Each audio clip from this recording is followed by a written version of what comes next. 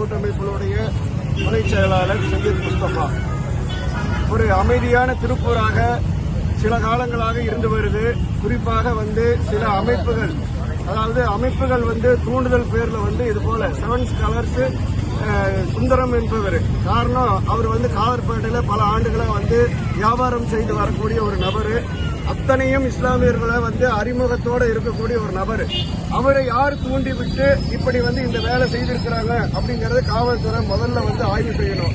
ஏன்னா அவருடைய பின்பலங்கள் யாரெல்லாம் இருக்கிறாங்கிறது முதல்ல தெரியணும். அமைதியான திருப்பூரை அமைதி இழக்கக்கூடிய ஒரு செயலை செய்யக்கூடிய ஒரு நபரை இதுவரை காவல்துறை அவரை அரெஸ்ட் செய்யாத நாங்க வன்மையாக கண்டிக்கிறோம்.